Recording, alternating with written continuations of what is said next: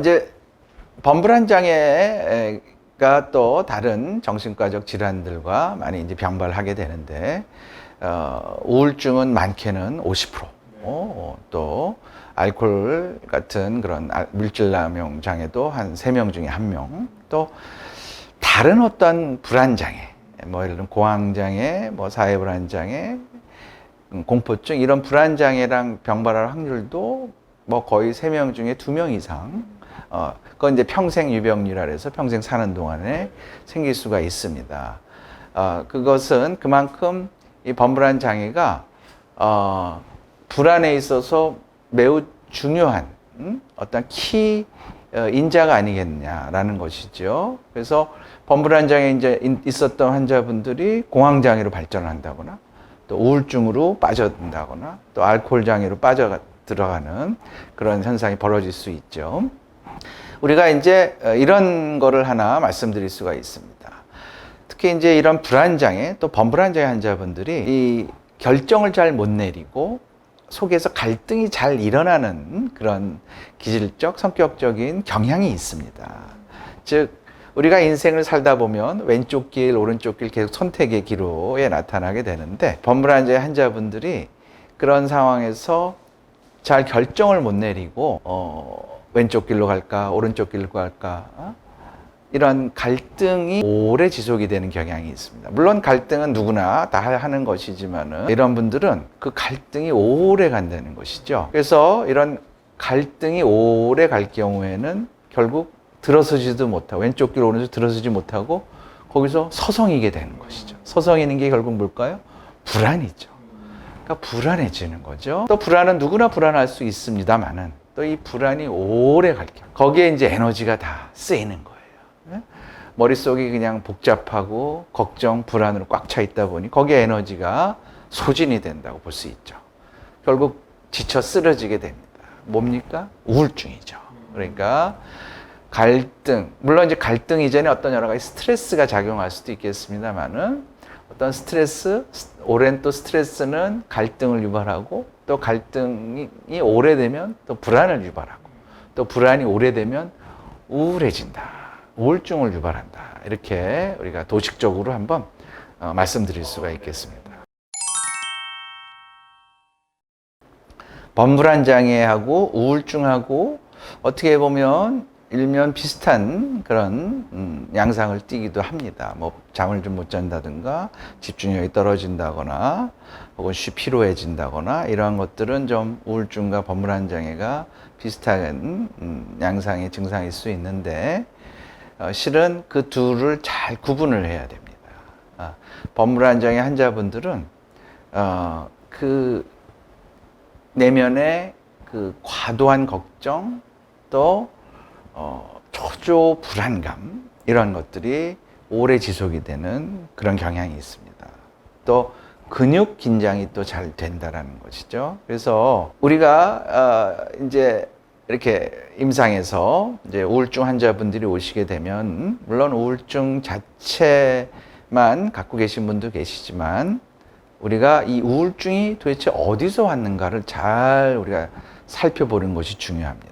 근데 많은 경우에 있어서 불안 장애에서부터 유발되는 경우가 많이 있습니다. 그래서 우리가 우울증이라고 단순히 우울증만 생각할 것이 아니라 근저에 깔려있는 기저질환이 무엇인지를 우리가 잘 구별해내는 것이 매우 중요합니다.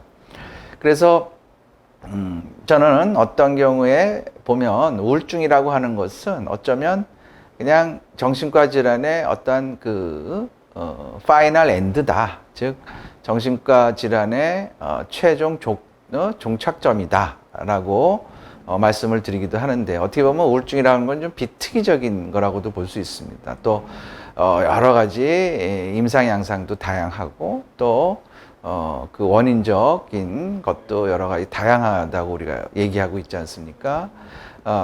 근데 그 우울증도 어디서 좀 이게 유래가 된 것인지 그런 것들을 잘 좀 우리가 따져보고 그거에 맞춰서 치료적 접근을 하는 것이 중요합니다. 그래서 우울증과 범불안 장애가 같이 겹쳐 나타나는, 병발에서 나타나는 경우가 흔한데, 그런 경우에 이게 단순한 우울증인지 또 범불안 장애랑 같이 공존해 있는지를 잘 구분해내는 것이 중요합니다.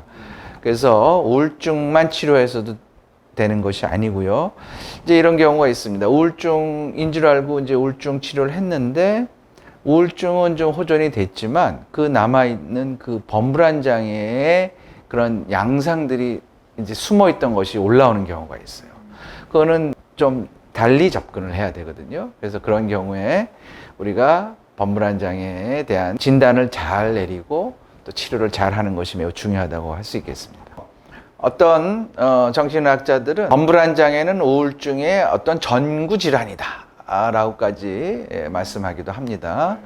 그래서 범불안 장애를 그냥 방치할 경우에는 범불안 장애 환자분의 한 50% 정도가 1, 2년 내에 우울증으로 발전한다고 그렇게 얘기를 하고, 그래서 우리가 범불안 장애 환자인 경우 초기부터 적극적으로 치료에 임해서 우울증으로 더 발전하지 않도록 우리가 예방해야 하는 그런 것도 중요한 내용입니다. 어떻게 보면 뭐 가슴 두근거림이라든가 신체적인 그런 증상들, 불편감들이 나타나는 것이 공황장애나 범불안 장애 비슷한 양상이긴 하지만은 공황장애는 그 공황 발작이라고 하는 아주 극심한 그런 공황 발작, 그 자체 아주 공포스러운 상태죠. 그런 것이 나타난다는 것이 범불안 장애와 구별되는 것입니다.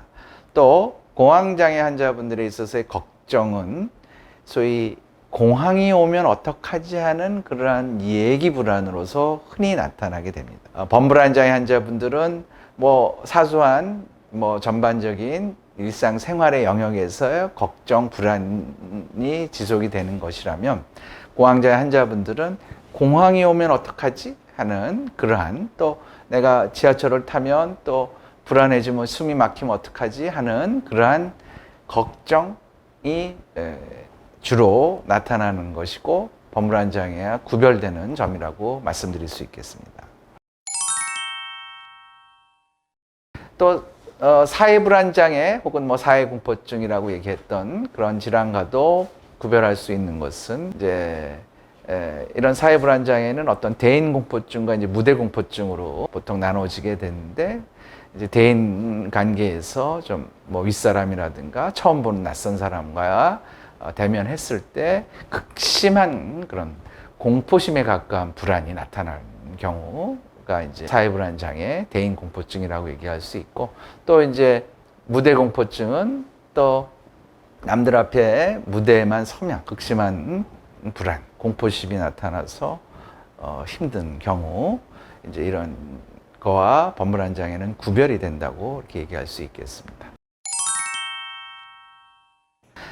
그 공황장애에 있어서의 나타나는 양상은 극심한 공포 상황의 공황 발작입니다. 범불안 장애 환자분들이 보이는 과도한 어떠한 걱정할 일이나 너무 과도하게 느끼는 불안, 걱정 하고는 좀 대비되는 양상이라고 말씀드릴 수 있겠습니다. 공황장애에서의 공황 발작은 아주 이러다가 죽으면 것 같다라는 공포심이 확 일순간에 짧은 시간에 몰려오는 그런 경우고, 또 아주 자율신경계 가각성 증상도 아주 순간적으로 극심하게, 그래서 심장이 쿵쾅거리고 심장이 터질 것 같은 느낌, 머리가 어지러워서 곧 쓰러질 것 같은 느낌, 그러한 느낌들이 드는 그런 공황 발작이 공황장애에서는 특징적인 임상 양상이라고 말씀드릴 수 있겠습니다. 그러나 범불안 장애는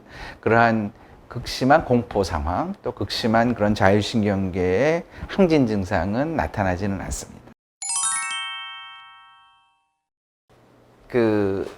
이제 강박증과도 좀 대비 구별을 좀 해야 되는데, 강박증도 물론 거기에도 내가 오염이 되면 어떡하지 하는 걱정, 불안이 내재되어 있고요. 혹은 내가 문을 잘 잠궜나 하는 그러한 확인, 혹은 불확실성에 대한 그런 인내가 떨어짐으로 나타나는 그런 양상을 보이기도 합니다. 그래서 법물환자에는 일면 비슷하게 나타나기도 합니다만은, 그러나 강박장애는 그러한 어떠한 불안, 걱정의 어떠한 생각이나 행동이 반복적으로 혹은 침투적으로 계속 나타난다는 것이죠. 그래서 그게 강박장애와 범불안 장애가 구별되는 점이라고 말씀드릴 수 있겠습니다. 우리가 이제 스트레스라고 하는 것은 만병의 근원이라고 얘기할 정도로 아주 흔하게 매우 중요시하는 것이라고 할 수 있겠는데, 그러면 도대체 스트레스란 무엇이냐라고 좀 우리가 얘기할 경우에, 스트레스라고 하는 것은 어떤 사람은 어떠한 사건을 갖고 스트레스라고 여길 수도 있고 어떤 힘들게 느껴지기도 하지만, 어떤 사람들은 또 그것을 별로 스트레스라고 생각 안 하고 넘어가는 경우도 있단 말이죠. 그건 사람마다 참 차이가 있을 수 있겠고요. 우리가 예를 들면 어떤 음식물을 먹었을 때 소화를 시키는 능력과 많은 관련이 있는 것입니다. 음식물도 어떻게 보면 스트레스라고 볼 수 있겠죠. 근데 그거를 내가 어떻게 잘 소화를 시키느냐가 중요한 것처럼, 인생을 살다 보면 여러 가지 사건들에 맞닥뜨리게 되는데, 그런 내용을 갖다가 내가 얼마나 잘 소화시키느냐, 이걸 내가 스트레스로 자각하느냐, 스트레스로 자각하지 않느냐의 차이가 있다고 얘기할 수 있겠습니다. 또 스트레스라고 하는 것은 부정적인 사건만 스트레스가 아니고요. 실은 긍정적인 그런 사건들도 우리가 스트레스로 작용을 하게 되는데, 예를 들면 여성에 있어서는 임신, 출산, 이런 과정, 결혼, 이런 과정도 스트레스로 작용할 수 있고요. 또 우리가 보통 입학, 또 졸업, 취직, 승진, 또 좋은 더 큰 집으로의 이사, 이런 것들도 실은 스트레스로 작용할 수 있습니다. 그래서 그런 여러 가지 스트레스들을 얼마나 우리가 잘 소화를 시키느냐가 매우 중요한 것이라고 할 수 있겠습니다. 그래서 그런 스트레스를 내가 잘 다루는 능력, 그것이 내가 마치 음식물을 잘 소화시키는 능력. 어떤 사람은